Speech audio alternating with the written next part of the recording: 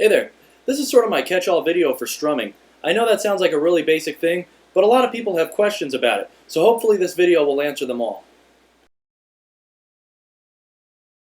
Okay, so strumming is basically, it's as simple as it gets. You just strum the strings. Now it's all in the wrist. A lot of people strum by locking their wrist and then bending their arm at the elbow. Now there's two problems with this method. First, you're going to get really tired really fast. Second, watch where I end up picking each string when I strum like that. I end up picking the low strings over about here, and then I pick the high strings way up here by the bridge. Now go ahead and pick the high E string right here in the middle, like where the sound hole would be on an acoustic guitar. It sounds nice there. Now pick it real close to the bridge. It's harsh, tinny, just generally unpleasant.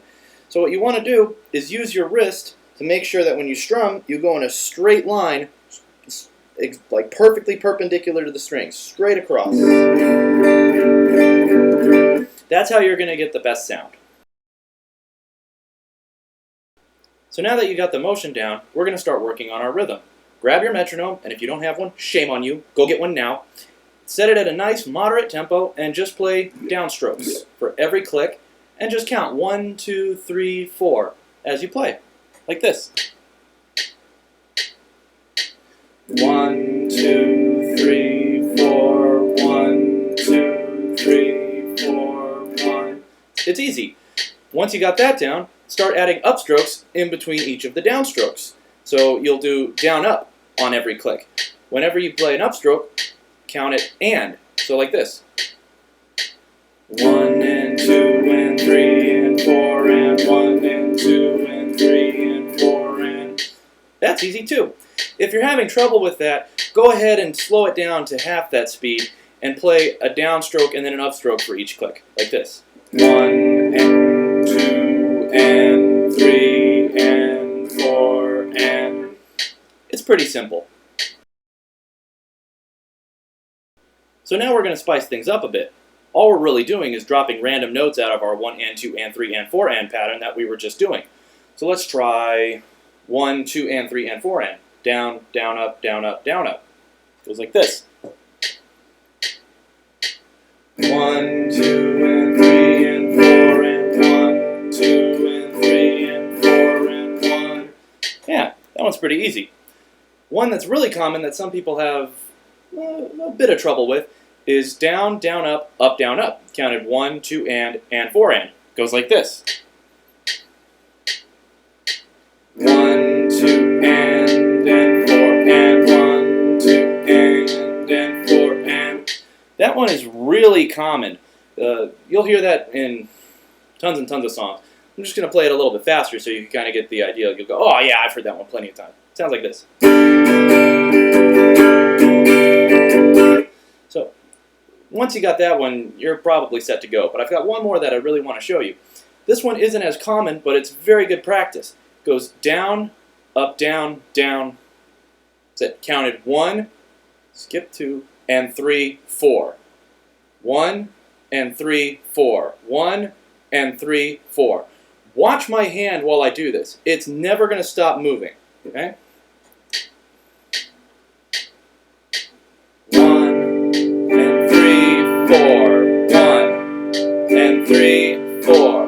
1 and 3, 4. 1 and 3, 4. So you might be asking, well, why don't you just go down, up, down, down? Why do you keep moving in the middle? Well, the reason is because that just helps you keep better rhythm, better time. It gives you a better feel.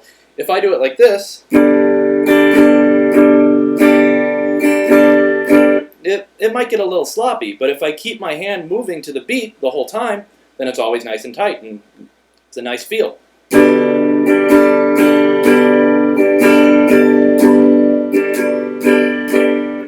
There you go. So it's also worth mentioning right now that strum patterns are primarily a teaching tool, not a compositional one. People don't sit down writing a song thinking, okay, well, the verse is going to have this strum pattern, and then the chorus is going to have this strum pattern. No, they don't do that. These are songs, and songs are all about the melody. And whatever rhythm you're playing those chords to should reflect the melody. It should follow the movement and rhythm of the melody. I'm also going to put this out there, and this is a little weird, but I've gotten this from more than one person, so I just want to make sure nobody thinks this. There's no master index of strum patterns where they're all laid out and numbered. That's just ridiculous. I don't know where people get this idea from, but it is out there. Any numbering system you see where it's like, well, here's strum pattern 1, here's strum pattern 2, strum pattern 3. That's just for that book or that video or that worksheet or that website or whatever. There's no universal list where every strum pattern ever has been collected and categorized and numbered. No, that's stupid. Hey there, so welcome to part 2 of my strumming video. The reason I broke this into 2 parts, even though the whole thing is less than 10 minutes, is because this part addresses a very specific question that I see often. What is the strum pattern for... whatever, something. Well, I'm going to say this, and you might get mad at me for it, because people do sometimes. It really doesn't matter. It's not a big deal. Now, the people who get mad at me, the maddest at me when I say that, and just outright don't believe me, tend to be people who listen to and play a lot of heavy metal and classical music. Now, the reason for that is because those guys are used to having a specific part that they have to play a certain way.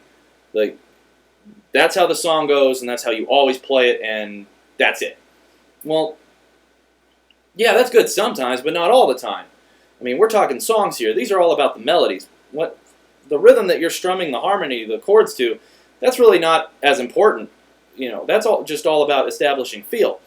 So, I'm going to show you a simple way to sort of get into a song and get the feel of it and figure out what sort of rhythms to play. And then I'm going to spice it up a bit and play it in a few different styles so you can see that even though I'm playing different rhythms, the song is still perfectly recognizable. It's still the same song, it just has a different feel. So, I'm going to use the song A Little Help from My Friends by the Beatles. Just easy song, and pretty much everybody knows it. So the chords are just E major, F sharp minor, and B7. Easy song, 3 chord. So, the first thing you do, just play each chord one time and sing the song. And this will help you to get a feel for where those chord changes happen. You know, what would you think if I sang out of tune? Would you stand up and walk out on me? Lend me your ears and I'll sing you a song. I will try not to sing out of key. There we go. Starting to get it. Now, just play quarter notes, downstrokes. You know, maybe 4 times for each chord, or however long that chord lasts. So like, what would you think if I sang out of tune? Would you stand up and walk out on me? You get the idea. And now you probably have a good feel for the song, so now you can start mixing it up. For example, I could kind of play it more similar to how the Beatles did it. You know, what would you think if I sang out of tune? Would you stand up and walk out on me? Or I could up the tempo and give it like a real rockin' feel, play it in straight 8s, like, what would you think if I sang out of tune? Would you stand up and walk out on me? Or, hell, I could do it like a little ska sort of thing, maybe, like, yeah. Let's see.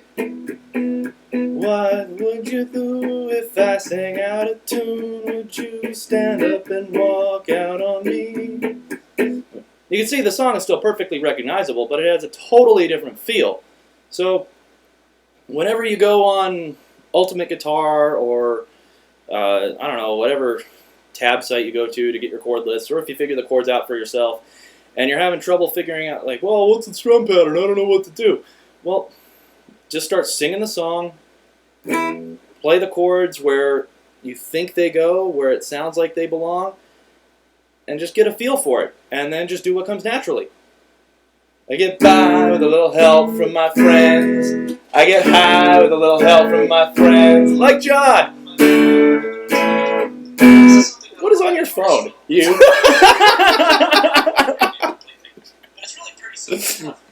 I'm going to keep that at the end.